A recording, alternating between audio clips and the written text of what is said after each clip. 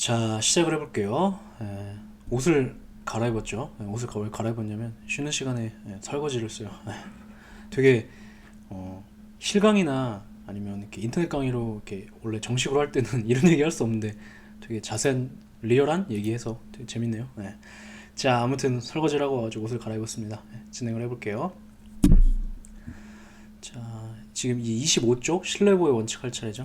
아까 제가 막 여기 사는 이제 한국 분들 얘기를 잠깐 말씀드렸었는데, 제가 여기 와가지고 맨 처음에 되게 재밌었던 것 중 하나가 뭐가 있냐면, 그 여기에는 지금 한번 말씀드렸었는데 여기가 미국의 그 중간에 있는 주거든요. 오클라호마라고. 오클라호마에서도 이제 오클라호마에 있는 스틸워터라는 동네에 있어요. 근데 이 시골 동네인데, 시골 동네에 어떤 분들이 와서 계시냐면 뭐 박사하러 많이 오시고, 그 다음에 한국 사람들이 어떤 경우로 와 있냐면 박사하러 오시고, 그 다음에 또 막 그 대학원들 이제 국비 유학으로 오시는 분들이 있어요. 왜냐면 여기가 조금 싸거든요. 국비 유학 오시는 분들이 있고, 그 다음에 여기 옛날에 그 미군 주한미군하고 결혼하셔가지고 여기 와서 계시는 분 있는데, 되게 그분들하고 있으면서 그분들이 되게 여기 한국 사람이 그렇게 많지는 않거든요. 그러다 보니까 한국 사람 왔다 그러면 되게 반가워하면서 막 되게 잘해주시죠.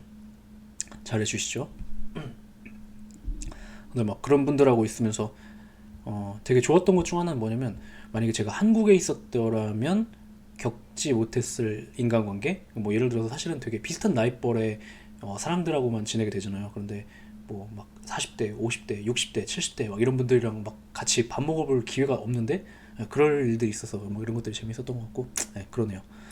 되게 맨 처음 왔을 때 되게 재밌었던 것 중 하나가, 여기 계신 분들이 언어가 이렇게 오래 사신 분들, 이렇게 주한미군이랑 살고 계신 그 할머니들 특히 그러신데, 언어가 막 영어랑 한국어랑 사투리가 막 엉망진창이죠. 되게 기억나는 것 중 하나가, 제가 어떻게 하다가 그 70, 그러니까 여기는 나이를 잘 안 물어보는 문화여가지고 70대이신 것 같아요. 그 할머니가 자기 집으로 밥을 먹으러 오라고 해가지고 이렇게 초대를 받아가지고 가서 밥을 먹었는데, 제가 이렇게 뭐 할 말이 없어가지고 어떻게 하다가 여기 한국에 오셨어요? 막 그런 얘기 하다가 한국에 뭐 최근에 언제 갔다 오셨어요? 막 그랬는데, 이제 그분이 전라도 분이시거든요. 근데 막 뭐라고 하시냐면, 나가 뭐 한국에 갔다 오기 그러니까 막 이러면서, 나가 한국에 갔다 오기 그러니까 2012? 막 이러시는 거예요. 그러니까 이게 막 한국어랑 사투리가 막 엉망진창으로 섞인 거죠. 그런 것들 되게 재밌었고 막 그런 일이 있네요. 제가 생각나는 거 있으면 여기 있었던 거, 여기 있으면서 재밌었던 일 말씀드릴게요. 몇 개 있는데 진짜 막 빵빵 터지는 게 몇 개 있어요. 자, 25쪽 시작해 볼게요. 시작으로 해볼게요. 25쪽 시작을 해볼게요. 제 사항 신뢰의 원칙이요. 주요 개념 정리. 신뢰의 원칙이란 국가기관의 어떤 행동에 대해 국민이 갖게 된 신뢰가 보호가치 있는 것이라면 국가기관은 신뢰의 내용에 따라 행동하여 그러한 신뢰를 보여준다는 원칙을 말한다. 됐고, 그 다음, 자, 요게 조금 원래 그 기본 강의 때 하고 싶었는데 어려운 얘기가 될까봐 굳이 하지 않았는데, 자, 행정법에서 주로 문제가 되는 건 행정작용과 관련된 신뢰보호 원칙이에요. 국가가 국민을 상대로, 야, 너를 상대로 내가 뭐 허가를 발급해줄게, 뭘 해줄게 이렇게 했는데 그 신뢰가 뒤집히는 것이 문제가 되죠. 그리고 이게 행정법의 원래 주제고예요. 그런데 이게 헌법학에서도 신뢰보호 원칙이 굉장히 빈번하게 등장하거든요. 근데 거기서 등장하는 신뢰보호 원칙은 법령 개정과 관련된 거죠. 이런 법령이 존재했고, 그래서 이 법 상태가 계속 유지되겠구나 라고 해서 이 법 제도 하에서 어떤 행동을 했는데 법이 갑자기 바뀌어버린 거예요. 그랬을 때 이제 문제가 되죠. 법 상태 막 이렇게 얘기하니까 되게 거창한데, 여러분들 관련된 게 있다면 뭐 과목이 바뀐다 이런 거죠. 시험 과목이. 그런 경우들 갑자기, 예를 들어서 여러분이 시험을 막 준비하고 있었는데 시험 3일 전에 갑자기 법이 바뀌어가지고 내일부터, 이번 시험부터 이 과목을 안 본대요. 그럼 망하는 거죠. 그러니까 그런 거 관련된 것들이 등장을 하는데, 사실 이건 헌법학의 주제예요. 행정법학의 주제가 아니라. 그런데 교수님들은 뭔가 이렇게 논리적으로 명료하게 칼로 두 번 자르듯이 이렇게 사고하지 않으시는 경향들이 있어요. 그래서 이것이 막 섞여서 출제가 되고 있고, 그래서 원래는 헌법학의 주제였던 법령 개정과 관련된 주제들이 행정법학의 영역으로 넘어가 출제가 되고 막 이런 부분이 있는데, 그래서 조금 논리적으로 명료한 거 좋아하시는 분들은 이거 맨 처음에 행정법에서 신뢰보호 원칙 공부할 때는 행정작용과 관련된 신뢰라고 했는데 왜 뜬금없는 이상한 소리야 이렇게 생각하실 수가 있는데, 그러한 측면이 있다라는 거, 이렇게 조금 다른, 엄밀하게 따지면 다른 건데 신뢰보호의 원칙이라는 이름 아래 막 섞여서 출제가 되는 경향이 있다. 그런 것 좀 아셨으면 좋겠어요. 그 얘기하고 있는 게 동그라미 3번이에요. 신뢰보호 원칙은 법률을 포함한 법령의 개정이나 신법의 지정과 관련해서 자주 문제가 된다. 헌법학의 주제 원래. 그 그 다음 국민이 현행법에 따라 어떠한 이익을 얻기 위해 행동을 했는데 법률 개정되거나 신법이 제정돼 그 이익을 얻지 못하게 된 경우 발생했기 때문이다. 이 주제는 행정법의 시간적 효력 범위와 관련해서 다시 문제가 되는데 아무튼 원래는 이게 헌법학의 영역이에요. 그 다음에 요 판례가 하나가 있는데 얘는 헌법에 여기 보시면 2002 헌바 4호죠. 그러니까 원래 헌법학의 그러니까 헌법재판소 판례인데 이게 행정법에서도 아무 생각 없이 그냥 복부터 출제하시는 분들이 있어요. 그래서 얘가 종종 출제되곤 하는데 이 판례 원문을 잠깐 볼게요. 왜냐면 그 원문 자체가 출제가 되는 경향이 있으니까. 보시면 법령 개정에 있어서 그러니까 법령 개정과 관련된 신뢰보호 원칙에 대한 판례예요. 그 법령의 존속에 대한 당사자 신뢰 침해와 관련하여 신뢰보호 원칙 위배 여부를 판단하기 위해서는 한편으로 침해받은 이익의 보호 가치, 침해 중한 정도, 신뢰가 손상된 정도, 신뢰의 침해의 방법 등과 다른 한편으로는 새 법령을 통해 실현하고자 하는 공익적 목적을 종합적으로 비교 형량해야 된다. 무슨 말이냐면 법령 개정으로 인하여 신뢰보호의 원칙 침해, 신뢰 침해 문제가 돼가지고 신뢰보호의 원칙 적용 여부가 문제가 될 때 신뢰보호의 원칙 위반했는지 여부를 판단하는 건 어떻게 한다? 이익 형량을 통해 판단한다. 그래서 그 법을 개정해서라도 달성하고자 하는 공익이 침해되는 그 사익보다 더 무거운 경우에는 그 신뢰보호를 해주지 않아도 정당하다고 보겠다 이런 얘기를 하고 있는 거죠. 근데 자 그럼 이익 형량을 할 때 그 신뢰라는 개인의 신뢰라는 사익이 신뢰를 깨서라도 달성하려는 공익보다 무거운 경우에는 신뢰보호가 되는 거고 가벼울 때는 안 되는 거잖아요. 그러면 그 무게를 어떻게 측정할 텐데 하는 건데에 대해서 니은에서 얘기하고 있는 거예요. 그리고 법적 상태의 종속에 대한 개인의 신뢰보호 가치는 먼저 그가 어느 정도로 법적 상태의 변화를 예측할 수 있었는지 혹은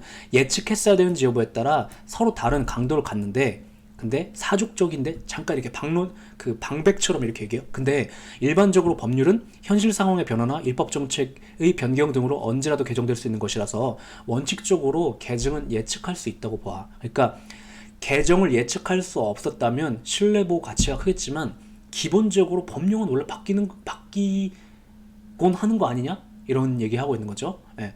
그래서 원칙적으로 신뢰보호 가치가 없지만 또 그다음 로마자 2 법령에 따른 개인의 행위가 국가에 의하여 일정 방향으로 유인된 신뢰 행사인지 아니면 단지 법률이 부여한 기회를 활용한 것을 원칙적으로 사적 위험 부담의 범위에 속하는 것인지 여부에 따라 달라진다. 그래서 자 또 이것도 고려하는데 법이 개정되는데 법령에 따른 개인의 행위가 국가가 야 너 이렇게 그럼 우리가 세금 혜택 줄게 그래서 국가가 유도한 것이라면 그런 신뢰는 보호되겠지. 근데 그게 아니라 이렇게 하면 세금을 적게 낼 수 있겠네. 그래서 그 제도를 이용한 것에 불과하다면 그것은 보호되지 않는 신뢰다라고 해서 이렇게 두 가지를 가르고 있어요. 그런데 그냥 원문을 복붙해서 출제하는 경향이 있으니까 그냥 이거 있다 기억해 주시면 될 것 같아요. 됐죠?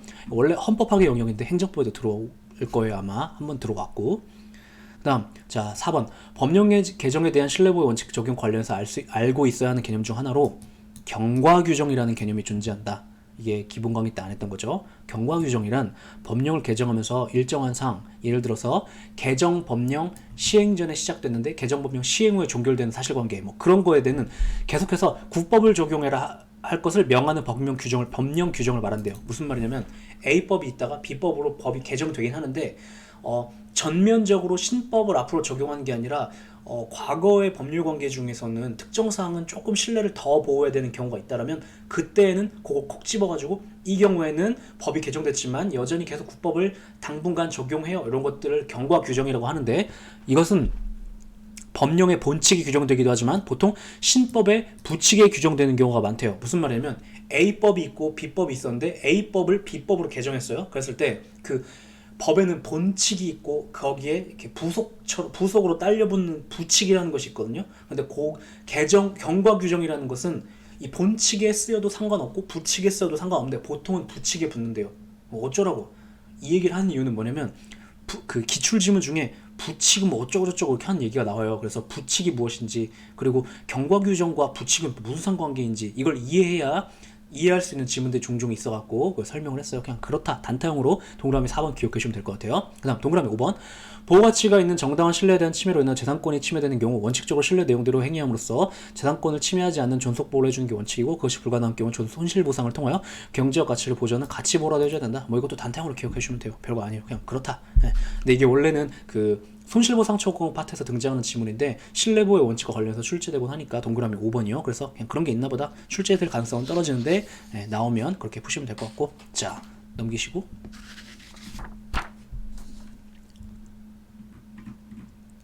27 27쪽에 가셔서 그 3번 볼까요? 죄송해요. 자, 3번 볼게요. 이것은 그 비과세 관행과 관련된 건데 볼게요. 행정법률관계 중 조세법률관계에서의 행정관청 행위에 대하여 신의성실의 원칙이 적용되기 위하여는 웬 뜬금없는 신의성실? 끝까지 볼게요. 과세관청이 납세자에게 신뢰의 대상이 되는 공적인 견해를 표명해야 되고 납세자가 과세관청의 견해 표명이 정당하다고 신뢰한 데 대하여 납세자에게 규칙 사유가 없어야 하며 납세자가 견해 표명을 신뢰하고 이에 따라 무엇인가 행위를 하여야 되고 과세관청이 위 견해 표명에 반한 처분을 함으로써 납세자의 이익이 침해되는 결과가 초래되어야 한다 라고 판례가 있는데, 자, 해설 볼게요. 대법원은 신뢰보호의 원칙하고 신성실의 원칙을 엄밀하게 구분하지 않는 경향이 있어요. 무슨 말이냐면 신뢰보호의 원칙과 신성실의 원칙은 엄밀하게 따지면 다른 거예요. 근데 뭔가 신의 성실의 원칙은 이번 강의는 안 했지만 기본 강의 때 했던 걸로 돌이켜서 생각을 해보세요. 뭐 하는 거죠? 신의 성실의 원칙? 야, 인간이 그렇게 살지 말라 이런 거죠. 그러니까 신의 성실의 원칙도 사실은 뭔가 기대 신뢰와 관련된 측면으로 발현될 수도 있어요. 그래서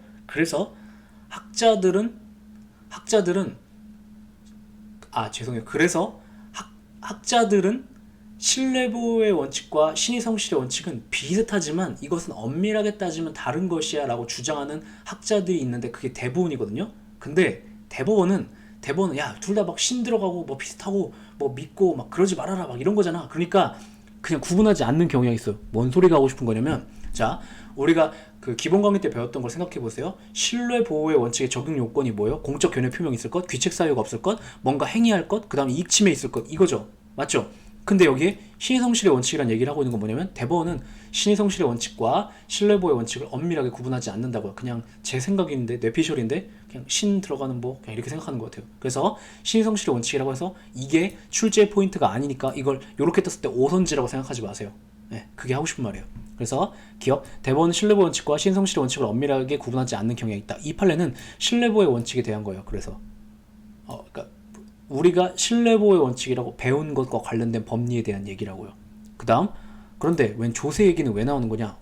자, 신뢰보호의 원칙이라는 건 행정법의 일반 원칙이죠. 그러니까 행정법률관계에 두루두루 적용되는 건데 그것이 구체적으로 행정법률관계 중 조세법률관계에 적용될 때에는 요렇게 구체화돼. 어떻게? 디테일을 보시면 디테일이 다른데 보세요.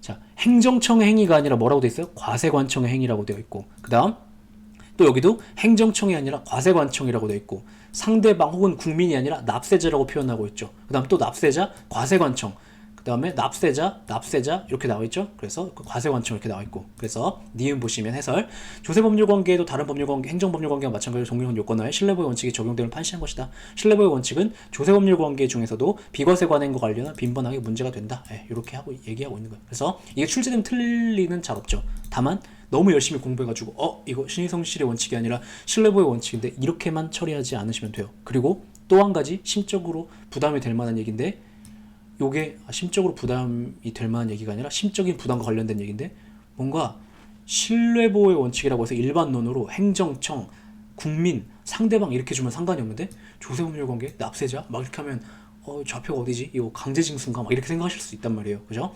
그런 거 아니고 다양한, 그러니까 신뢰보호의 원칙이라는 것은 행정법의 일반 원칙이기 때문에 행정법률관계 전반에 적용되는데 그것이 구체적으로 행정법률관계 중 하나인 조세법률관계에 적용될 때는 이렇게 구체화돼서 적용된다라는 걸 표현한 판례일 뿐이죠. 그렇게 기억하시면 될 것 같아요.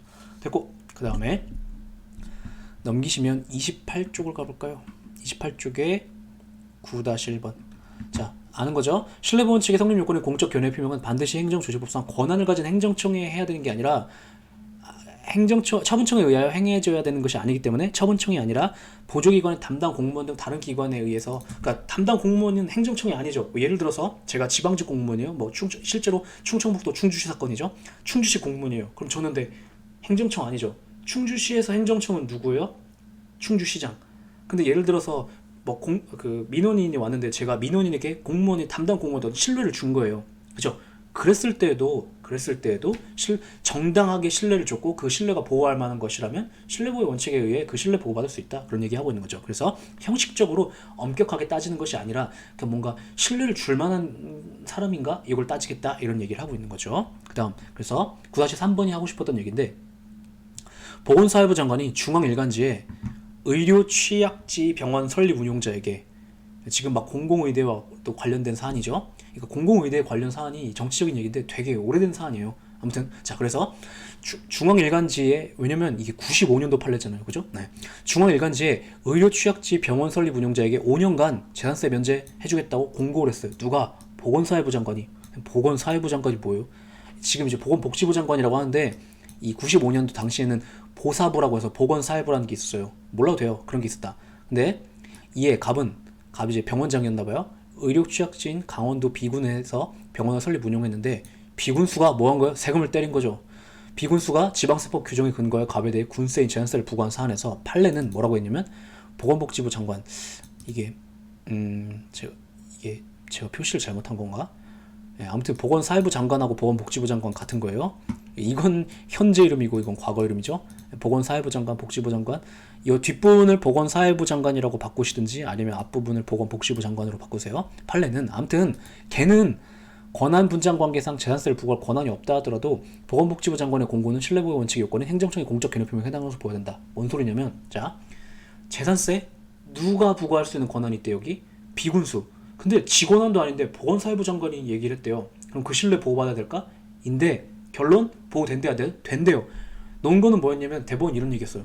야 보건사회부 장관 정도 되면 뭔가 병원과 관련된 거에 대해서 뭔가 세금과 관련돼서 병원과 관련된 세금과 관련해서 뭔가 권한이 있는 것처럼 보이지 않냐? 그래서 이용은 보호해줘야 된다 이렇게 얘기한 거죠. 그래서 보호해줘야 된다 라고 하는 사건. 이런 것들은 실제 시험장에서는 결론적으로 OX 보호되냐 안 되냐 이것을 떠올릴 수 있는가 없는가가 포인트예요. 이 맥락을 이해했는가가 아니라 네, 그렇게 기억하시면 되죠.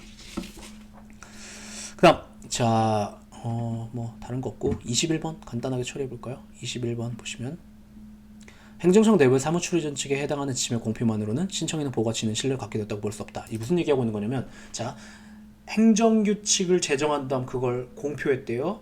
그랬을 때 그것이 공적 견해 표명인가? 결론 아니다. 왜냐하면 이런 얘기예요. 자 행정청 내부의 사무처리 준칙 이거 행정규칙의 일종이죠. 이런 얘기죠. 우리 행정청에서는 예를 들어서 B군에서는 B시에서는 A시에서는 우리 동네는 요렇게 사무를 이런 기준에 따라 처리를 하고 있는데 행정의 투명성 목적을 위해서 한번 보여드릴게요. 이렇게 했대요.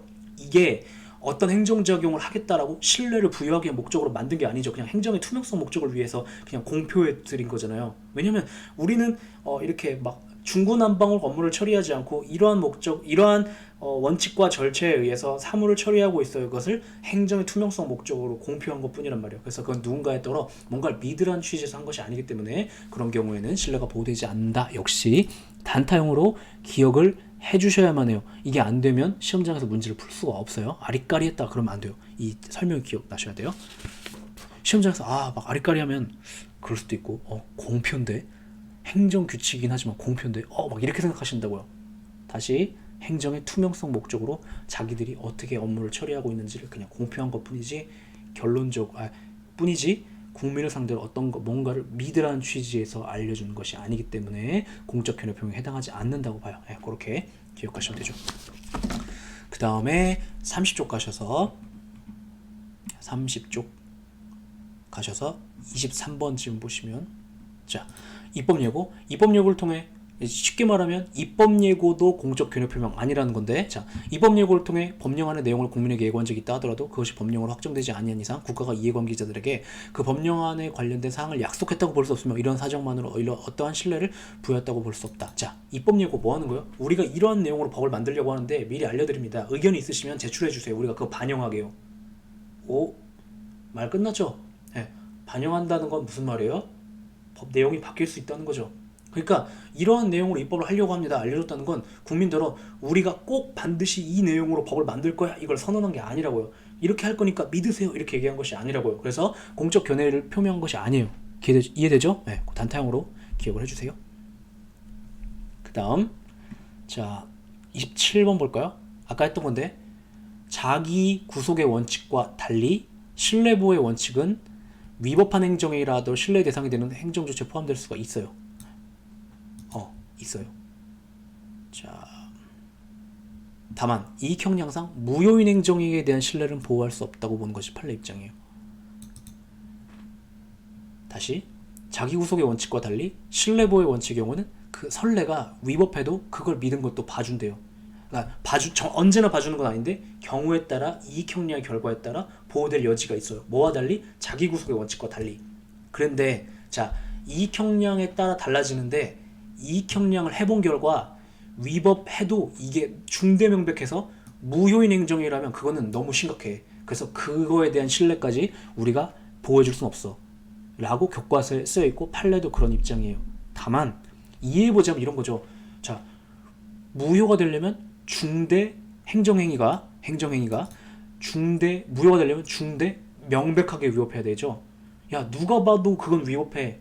그런 신뢰는 보호될 필요가 없다라고 생각하는 거예요. 이해되죠?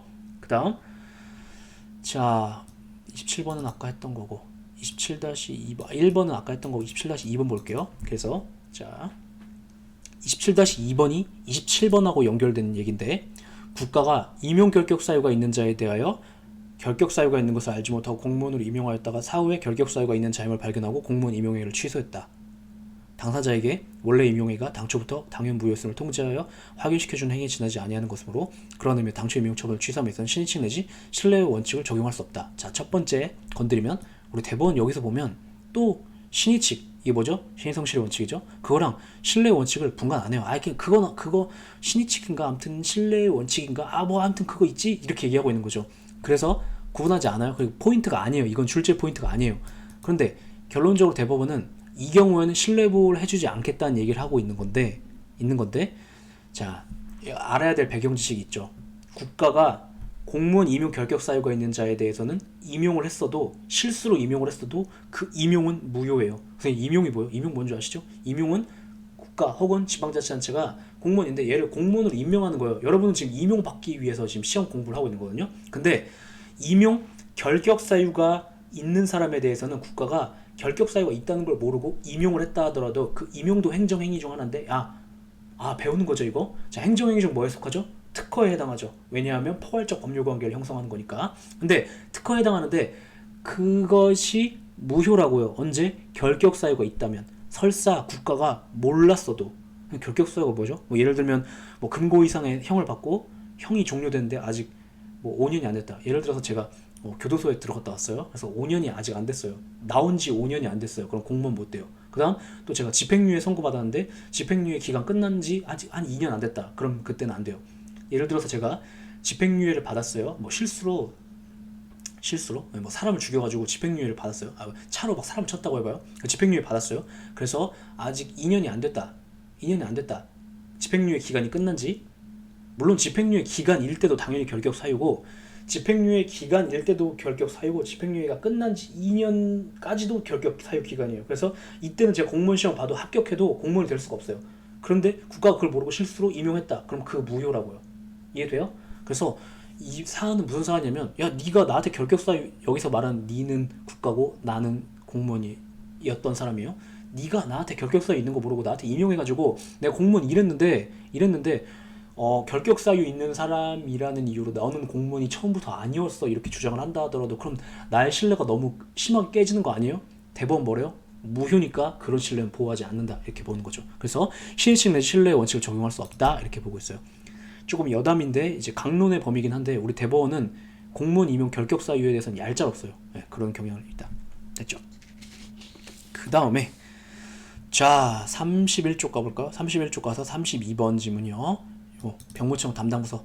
자, 병무청은 뭐 하는 데인지 아시죠? 남자들 군대 보내는데 병무청 담당부서의 담당 공무원에게 공적 견해의 표명을 구하는 정식의 서면 질의 등을 하지 아니한 채 총무과 민원팀장에 불과한 공무원이 민원봉사 차원에서 상담에 응하여 안내한 것을 신뢰한 경우 신뢰보호의 원칙이 적용되지 않는다. 무슨 얘기하고 있는 거냐면, 자, 병무청이 있어요. 근데 병무청에도 민원 담당팀이 있고 총무과가 있고 뭐 이렇게 있을 거 아니에요. 총무과가 뭐예요? 막 그 돈 계산하고 막 이런 파트 있잖아요. 그런데 병무청은 되게 문의사항이 진짜 많거든요. 그러다 보니까 별도의 정식의 담당 부서를 두고 있단 말이에요. 그리고 여기 보면 정식에 벌 붙인 이유가 뭐냐면 정식 서면 질의를 할 수 있는 절차를 확보해 두고 있어요. 근데 굳이 그걸 안 가고 우회해가지고 관계없는 총무과 민원팀장한테 제가 이렇게 하면 군대 가야 될까요? 이렇게 물어봤던 거죠. 그래서 민원팀장이 뭘 알겠어요.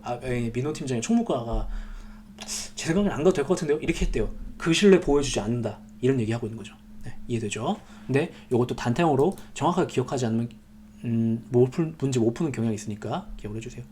이게 뭐 영주권과 관련된 건데 같은 사안이에요. 32번이랑 32-1번이요. 네, 기억해 주시고 영주권인데 군대 안 가도 돼요. 막 이거에 대해서 총무과 민원팀장이 잘못 말해줬던 사건인데 그런 건 신뢰보호 대상이 되지 않는다. 이렇게 말한 사건이에요. 영주권이 뭐죠? 영주권 뭐예요? 영주권 뭔지 아시죠? 외국에서 말 그대로 그 permanent 영구적으로 거주할 수 있는 권리를 가진 사람. 네. 우리나라도 그 외국인 중에는 그냥 놀러 온 사람이 있는가 하면 비자 없이 비자를 발급받아서 학생으로 온 사람이 있는가 하면 아니면 그냥 근로자로 온 사람이 있는가 하면 진짜 영주권이 있는 사람이 있어요. 그러니까 외국인은 이렇게 몇 가지 종류가 있는 거죠. 그러니까 외국인 중에 애초에 그냥 대한민국 국적을 취득한 사람은 외국인이 아니죠. 그건 대한민국 국민이에요. 근데 대한민국 국민 말고 외국인 중에서도 이렇게 permanent residence right 이런 게 있는 사람이 있는데 네, 그런 사람들이 있는데 그거 뭐 문제됐던 사건인데 몰라도 되죠. 뭐 이런 얘기 길게 하지. 네, 아무튼 그래요. 자 32쪽에 38번 지문 가볼까요? 생각보다 지금 진도가 살짝 빠르죠. 네, 살짝 빨라요. 제가 60강이라고 말씀드렸는데 60강이 안 될 수도 있을 것 같아요.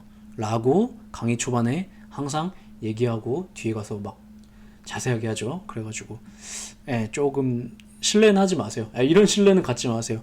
지금 3강째인데 벌써 막 30쪽이다. 막 이거에 대해서 그러면 60강이면 600쪽이니까 강의 일찍 끝났구나 이렇게 생각하지 마세요. 금방 안 끝날 수도 있어요. 자 38번 지문 어쨌든 가볼게요. 자 얘는 기출 표시가 없죠. 기출 표시가 없는데 제가 볼 때는 출제 유력이에요. 출제 유력? 옛날부터 정확하게 말하면 옛날부터 학자들이 이건 진짜 중요한 판례다라고 해서 다 알고 있는데 어쩌다 보니 우연의 일치인 것 같은데 출제가 한 번도 된 적이 없어요. 네, 그래서 그치만 중요 판례니까 알아는 두세요. 자 38번 문장이 긴데 결론은 한 가지예요. 뭐냐면 자 앞에 이 기본 강의 때 했던 건데 문장이 긴데 쉬운 얘기예요. 근데 안 보면 몰라요. 자 신뢰보호의 원칙에 대한 얘기가 있고 핵심 정리되어 있고 보호 요건이 있고 한계. 그러니까 요건을 다 구비했다 하더라도 이런 경우에 보호 안 되는 경우도 있잖아요. 그런데 그중 하나로 뭐가 있냐면 자 1번 행정청이 앞서 표명한 공적인 견해에 반한 행정처분으로서 달성하려는 공익이 사익보다 더 크다. 그럴 땐 신뢰보호 원칙 적용되지 않아서 신뢰보호를 받지 못하죠. 그런데 그거 관련된 거예요. 자 32쪽으로 다시 가봅시다.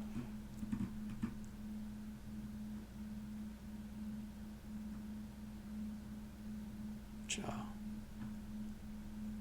강의를 이렇게 하면 더 깔끔하겠죠.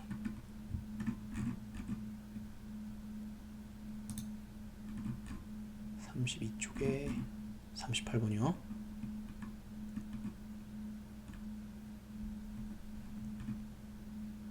갑은 시장에게 토속 채취허가 여부에 대한 문의를 써요. 토속 채취허가 해줄까요? 물으니까 평소 우리 동네는 좀 너무 시골이야 개발돼야 돼 이렇게 생각하고 있던 시장이 법적인 장애만 없으면 허가를 해주겠다는 답변을 했어요. 근데 자 갑은 토지를 매입하고 설계 착수하고 건설회사랑 계약 다 했어요. 그래서 자 이제 토속 채취 허가 해주세요 했는데 새로 부임한 시장이 바뀐 거죠. 토속 채취 작업을 할 경우 주변의 환경, 풍치, 미관 등이 크게 손상될 우려가 있다는 이유로 안 된다고 했다. 그랬으니까 이거 신뢰보호의 원칙에 반하는 거 아니에요? 이렇게 문제가 있는데 자 보세요. 직관적으로 봤을 때 어때요? 뭐야 당연히 보호해줘야지 이렇게 생각이 들죠. 근데 자 다시 신뢰보호의 원칙은 적용 요건이 있고 보호 요건이 있고 보호 요건을 근데 다 구비했다 하더라도 한계 법리에 걸리면 보호가 안 돼요. 그래서 실제로는 앞에 나왔던 사건들 그래서 신뢰보호의 원칙이 적용을 받아갖고 보호받았어요 한 사건들이 다 한계 법리까지 통과했던 사건들이에요. 그런데 이 사건은 뭐냐면 요건 구비했는데 한계 법리에 걸려가지고 신뢰보호의 원칙에 의한 보호를 못 받은 사건인 거죠. 그래서 보시면 주변의 환경, 풍치, 미관이라는 공익이 그로 인하여 개인이 있게 되는 불이익을 정당화할 만큼 강한 경우야. 야, 환경이 이거는 조금 더 심각하다. 그리고 여기 보면 크게 손상돼 있죠. 거기가 되게 예쁜 동네인데 허가 내주면 완전 개판이 되겠는데? 이랬을 때는 안 된다라고 본 사건이 있어요. 그래서 실제 시험장에 나왔을 때 보면 시장이 된다고 했으니까 이렇게 생각하면 이제 골로 가는 거죠.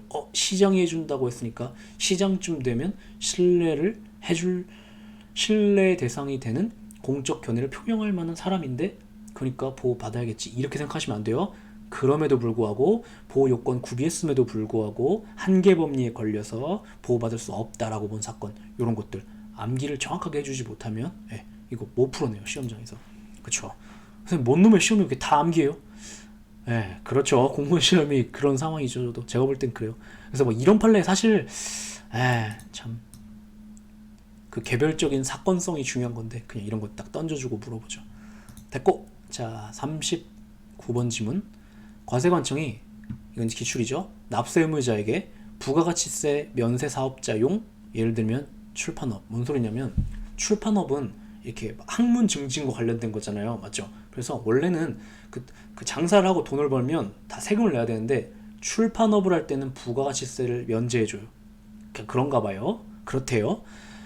사업자용 사업자 등록증을 교부하거나 고유 번호를 부여했다 하더라도 그가 실제로 영위하는 사업 예를 들면 학원업 이런 거 학원 세금 내야 되고 이건 그냥 완전 영리 사업이잖아요. 부가가치세를 과세 이건 학문 증진에 도움되는 게 아니라 이건 뭐라고 해야 되냐 수험 증진 아무튼 그래서 부가가치세를 과세하지 않겠다는 언동이나 공적 견해를 표명한 것을 볼 수 없다. 자 무슨 얘기냐? 자 해설부터 볼까요? 면세 사업자용 사업자 등록증은 면세 사업을 한다는 내용의 사업자 등록 신청을 하면 발급해 주는 것이다. 행정청이 사실 조사를 한 후에 발급해 주는 게 아니라 국민이 신고한 업종대로 발급해 준다. 자 이런 얘기죠. 갑이라는 사람이 있었는데 학원업을 하려고 해요. 근데 학원이 컸나 봐요. 뭐 요즘 다 방문각도 크잖아요, 그죠? 학원업을 할 때 근데 교재가 필요하죠. 그래서 출판도 해야 될 것 같아서 출판업으로 보니까 학원업보단 출판업이 더 메인으로라고 해서 요걸로 신고하면 세금을 안 내겠는데 라고 해서 출판업으로 신고를 했어요. 그죠?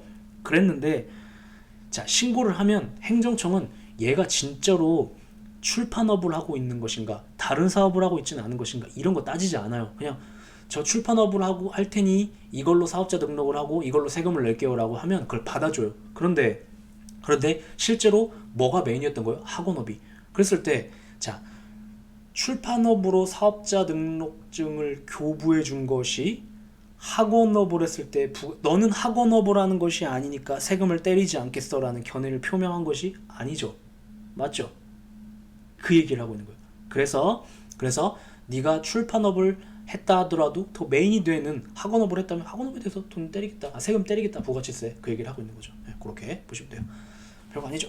자 그 다음에 40번 같은 경우는 강의할 건 아닌데 요런 것들이 최신 판례이면서 단타형으로 이렇게 암기용으로 출제될 거니까 볼드친데 위주로 딱딱딱 해가지고 갑법인 면세의견 제출 19년 동안 전혀 과세 부과 아님 공적 견해 묵시적 표명 예스 이렇게 딱딱 기억하시라고요. 시험에는 요런 것들이 나와요. 됐고 자 그 다음에 내려가셔서 부당 결부 금지의 원칙을 볼게요. 부당 결부 금지의 원칙이 뭐예요? 행정작용하고 관련 없는 걸 결부시켜가지고 뭐 요구하지 마라 그런 거죠. 그것들을 이렇게 막 거창하게 써놓은 게 실질적 관련성이 없는 반대 거부 어쩌고 저쩌고 그런 얘기죠. 됐고 자 하나 설명할 게 있어요. 관련 조문 정리해 보면 행정기본법 제정안이라는 게 있거든요. 포인트는 아니에요. 안. 자 지금 행정기본법 제정안이라는 것이 국회에 계류 중이에요. 그러니까 행정법은 원래 성문법이 되게 중요하거든요. 그럼에도 불구하고 단행법이 없이 뭐 건축법, 그다음 뭐 도로교통법, 뭐 국세기본법 등등의 이렇게 개별 법률에 흩어져 있단 말이에요. 그래서 일반인의 경우에는 전문가도 어려운데 일반인의 경우에는 행정 적용은 법치주의의 원칙에 따라 법의 규율을 받는다고 하는데 그 법을 찾아보기가 쉽지가 않아요. 그래서 그것들을 단순화시켜가지고 하나의 법률로 묶어서 법을 만들려고 되게 오랫동안 노력을 했고 그 결과물로 행정기본법이 지금 내용이 마련이 됐는데 아직 국회 통과가 안 됐어요. 국회 통과가 안 됐는데 행정기본법 제정안이 제가 볼 때는 이렇게 국회의원들이 의지가 있게 한다면 2021년쯤에는 언젠가 통과가 될 거예요. 그리고 그것이 통과가 되면 그 법조문을 교수님들이 아주 심혈을 기울여서 아주 애정하면서 만든 거기 때문에 조문 하나하나가 꼼꼼하게 출제가 될 거예요. 다행히 어려운 내용은 안 나올 것 같고 그냥 이미 우리가 알고 있었던 이미 판례가 법리로서 확립했던 그 내용들을 그냥 명문으로 박아 넣은 것에 불과하다는 다행스러운 점이 있긴 한데 어쨌든 그런 법이 하나 있는데 그게 행정기본법 제정안이고 자, 그 행정기본법 제정안에 보면 부당결부금지 원칙에 대한 명문의 규정을 넣고 있어요. 어떻게? 행정청은 행정적인 때 상대방에게 이런 관련 없는 의무를 부과해서는 안 된다 이렇게요. 근데 그럼 이게 나와요? 통과되면 나와요. 통과 안 되면 안 나오고. 근데 이게 책으로 출간할 거잖아요. 그죠? 그리고 여러분들은 이걸 가지고 프린트로 공부하실 분도 있잖아요. 그래서 이렇게 넣어는 봤어요. 다시 제정 아니에요. 아직 아니어서 통과는 안 됐고 아직 법이 아니에요. 그래서 효력은 없어요. 근데 통과가 2021년 중에 된다면 이게 그대로 출제가 될 거예요. 그래서 그냥 이런 것이 있긴 있다라는 정도로 행정기본법 제정안 정도는 알아두세요. 됐죠? 네. 이게 나중에 막 행정절차법 가서 중요해요. 뭐 예를 들면은 공법상 계약에 대해서 행정절차법 명문 규정이 없고 그거에 대한 일반적인 일반법도 없고 그래서 일반법적인 규정이 없는데 행정기본법 제정안에 예를 들면이에요. 공법상 계약에 대한 명문 규정을 뒀고 그 다음 또 확약도 지금 명문 규정이 없잖아요. 근데 확약에 대해서 명문 규정을 뒀고 그래가지고 출제가 됐다 그러면 막 나올 거예요. 그래서 그런 것이 있긴 있다. 그러나 뭐다? 아직 통과는 안 되기 때문에 법인 아니다. 네, 그거까지. 그래서 통과되기 전까지 시험에 안 나와요. 근데 통과되면 무조건 나오고 그런 상황이 있긴 있다. 됐죠? 다음 자 7번 가볼까요? 부당결부금지 원칙과 관련해서 네, 뭐 혼자 보셔도 되는데 볼게요. 7-1번 7번부터 잠깐 볼까요? 네, 다 아는 얘기. 지자체장이 사업자에게 사업자 건설회사죠. 주택건설사업계획 승인, 아파트 건설이죠 보통 하면서 이와 아무런 관련 토지를 기부 체납하도록 부과를 붙였다. 저한테 제가 건설회사요. 건설회사가 행정청에 아파트 짓기 건설 사업 계획 승인 좀 내주세요 이렇게 얘기하니까 그래 허가 내줄게. 근데 너 땅 많더라 땅 내놔 이렇게 하면 위협하대요. 네. 아무런 관련이 없다가 포인트예요. 원래 이게 부당결부금지 원칙이잖아요. 그죠? 근데 비교될 걸로 관련이 있다면 어떻겠어요? 내놔 이렇게 하는 땅이 관련이 있다면 그 사업하고 그러면 부당결부금지 원칙에 반하지 않겠죠. 그 판례가 이거죠. 65세대의 주택건설 사업에 대한 사업계획 승인을 하면서 입주민이 이용하는 진입동 설치 후 기부 체납과 기존 통행로 폐쇄에 따른 통행로 설치 후 그 부지 일부 기부 체납. 뭔 소리냐면 도로 만들고 그 도로 내놔라 이렇게 얘기하는 거죠. 그 도로랑 그 땅까지 내놔라 그냥 갖다 바쳐라 이렇게 얘기하는 건데 자 이것은 어떤 땅이에요? 아파트가 들어서면 거기에 통로가 필요할 거 아니에요. 진입도로가. 왜냐면 통행량이 많아지니까. 그래서 어떻게 한 거냐면 아파트 만들 수 있게 허가 내주세요. 그러니까 근데 아파트 만들면 거기 안 그래도 도로 복잡한데 어떡하려고 그럼 저희들이 어떡하려고 이렇게 문제가 되니까 행정청이 어떻게 했겠어요. 그럼 도로 만들고 그 도로 그냥 갖다 그 국가에 바쳐. 그럼 우리가 허가 내줄게. 이렇게 한 거죠. 그때는 부당결부금지 원칙에 반하지 않는다. 이렇게 말하는 판례가 있는 거죠. 그 다음 자 8번 혼자 보면 이해가 안 되는데 이런 얘기예요. 건축물에 인접한 도로의 개설을 위한 도시계획 사업시행 허가 처분은 건축물에 대한 건축허가 처분과 별개 행정처분이므로 건축법상 근거 없이 사업시행 허가를 함에 있어 조건으로 내세운 기부채납 의무를 이행하지 않았다는 이유로 건축물에 대한 준공 거부 처분은 위협하다. 무슨 얘기냐면 지금 처분이 두 개가 결부된 거예요. 도시계획 사업시행 허가 처분이 있고 건축허가 처분이 있는데 자 여기 뭔가 기부채납을 조건으로 걸었나봐요. 기부채납이 뭔지는 아시죠? 갖다 바치라는 거. 기부채납을 조건으로 걸었는데 다시요.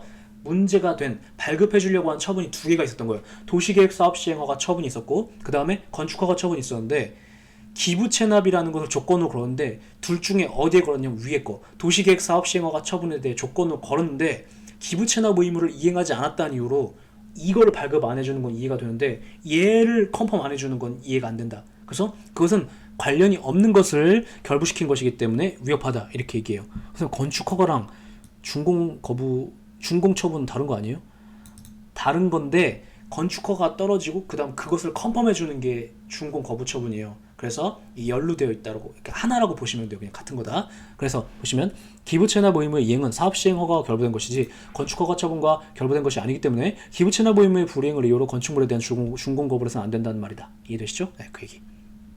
그 다음 9번 지자체가 골프장 건설하게 해줄게 돈 내놔 이렇게 얘기했죠. 무효. 뭔 소리냐면 부당결부금지 원칙은 관련되지 않은 걸 결부시키지 말아라 이거죠. 맞죠? 근데 관련이 돼 있다 하더라도 뭔가 행정작용을 해주는 대가로 돈 받는다? 그럼 무조건 위협하다라고 보고 심지어 무효라고 보고 있어요. 왜 그럴까요? 돈 받으면 행정작용을 파는 거죠, 그죠? 국가가. 그래서 그래요. 이해돼요? 예. 그래서 포인트는 기부, 금. 예, 한자로 이거 제가 해놓은 건데, 예. 금. 금은 아시죠? 예, 한자 모른다 하셔도. 그 다음 10번이요. 얘도 이해하면 당연한 건데, 한 번 봐두면 당연한 건데, 그냥 공부 안 하고 보면 뭐라는 거지? 하게 돼요. 자, 고속국도 관리청. 이게 한국도로공사인데, 몰라도 돼요. 아무튼 행정청이 고속도로 부지가 있고 거기에 접도구역이 있어요. 접도구역. 접도구역 뭔지 아시죠? 도로 옆에 그 갓길 같은 거. 접도구역에 송유관 매설하게 해주세요 라고 허가를, 그러니까 고속국도 관리청이 있는데 그 도로와 관련된 행정 업무는 다 거기 가서 허가를 받아야 돼요. 근데 어떤 정유회사가, 실제로 정유회사가 있었는데, 정유회사가 우리가 그 기름을 땡겨 갖고 와야 되는데 땡겨오는 길목에 보니까 도로가 있네요. 고속도로가. 그럼 고속도로 그 밑에는 안 하고 우리가 접도구역에다가 송유관 매설하면 안 될까요? 물어보니까 허가 내주는데, 자, 고속국도 관리청이 뭐라고 하냐면 허가 내주는데, 근데 일단은 우리가 그 접도구역을 현재 네가 허가를 내달라고 한 그 접도구역을 현재 도로로 사용하지 않고 있어가지고 매설해도 상관없는데, 혹시 송유관 시설이 존재함으로써 그 고속도로 통행에 장애가 되거나 우리가 아니면 그 위에 뭔가 그 방호벽이라든가 이런 걸 쳐야 될 일이 있어서 송유관을 옮겨 심어야 되게 된다면 그 비용은 네가 부담해라. 나중에 가서 막 우리더러 부담하라고 막 그런 딴소리하기 없다. 니한테 이익이 되는 거 우리가 허가해 줄 테니까 나중에 그걸 이설해야 될 일이 생긴다면 그 비용은 네가 부담하는 거다라고 약속을 한 거죠. 그래서 보시면, 자, 매설허가 하면서 상대방과 체결한 협약에 따라 송유관 시설 이전의 그 비용을 부담하도록 한 부관은 부담결부 금지 원칙에 반하지 않아요. 왜 그래요? 너의 이익을 위해 허가 내주고, 그래서 우리가 나중을 대비해서 너한테 그 비용을 부담시키겠다 한 것뿐이니까. 그래서 상대방의 이익을 위하여 송유관을 설치하는 것을 허가하는 대신 그것을 이전해야 될 필요가 생겼을 때 그에 대한 비용을 스스로 부담하도록 하는 것은 당연히 실질적 관련성이 있기 때문이다. 이렇게 말하고 있죠. 이해되시죠? 네. 접도구역 관련해서 웃긴 얘기 많은데, 네.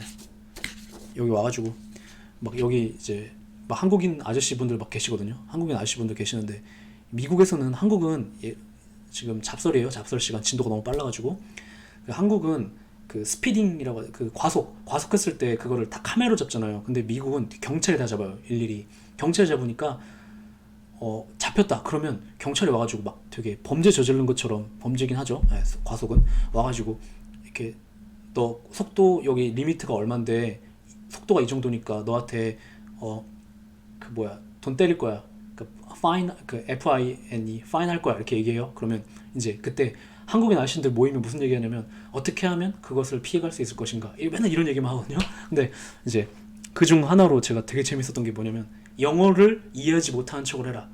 근데 자, 여기 접도구역 나와서 말씀드린 건데, 그 갓길이라고 부르는데 그건 순 우리말인 거고, 한자로 뭐라고 불러요? 노견이라고 부르죠. 노견. 그 길의 그 어깨 견자 써가지고. 근데 이게 영어로도 이게 shoulder 그래가지고 영어를 못하는 척, 그 세금을 안 내려고, 파인 안 받으려고, 벌금 안 받으려고 영어를 못하는 척하는 그 꿀팁 중 하나가 뭐가 있냐면, 그 뒤에 예를 들어서 제가 차를 타고 가다가 이렇게 차를 타고 가는데 과속을 했어요. 걸리면 경찰차가 이렇게 오잖아요. 경찰차가 오면 뒤에 따라 붙으면서 이렇게 계속 따라와요. 근데 얘가 눈치가 없어서 지금 걸렸다는 걸 이렇게 백미를 못 봐가지고 모른다. 그러면 얘가 방송을 하면서 move to the shoulder 막 이러거든요. 그러니까 갓길로 이동해라, 노견으로 차를 빼라, 이렇게 사이드에 차를 빼라 이렇게 얘기하는 건데, 근데 이제 한국 아저씨들 어떻게 하냐면 move to the shoulder 막 이렇게 얘기하는데, 영어를 못하는 척하면서 어떻게 하냐면 계속 이렇게 어깨를 움직이라고 이렇게 어깨를 움직이라고. 그러면 move to shoulder 그럼 계속 막 이렇게 하라고. 그러면 얘는 진짜 노답인 거잖아요. 그래가지고 막 한국 아저씨들 그렇게 하면 자기가 파인 안 받은 적이 있다 막 이런 얘기하고 막 그러시는 분들 있어요. 네, 저는 그게 진짜 웃겼었죠. 자, 잡설 여기까지 하고 34쪽으로 가볼까요? 말이 굉장히 빠르죠? 네, 마음이 급했어요. 그래, 빨리빨리 해야죠. 네. 이게 분량이 많아요. 제가 요거 A4 용지로 작성했는데 560쪽이 나왔으니까 아마 딱 그 V5로 만들면 한 700쪽 정도 나올 수도 있는데, 예, 그렇게 나올 것 같아요. 그러니까 상당히 실제로는 500쪽밖에 안 된다고 하지만 분량이 많은 거예요. 그래서 시간이 없어요. 예. 자, 34쪽 신의 실의 원칙 들어가 볼게요. 신의 실의 원칙까지만 하고 쉴까요? 아니면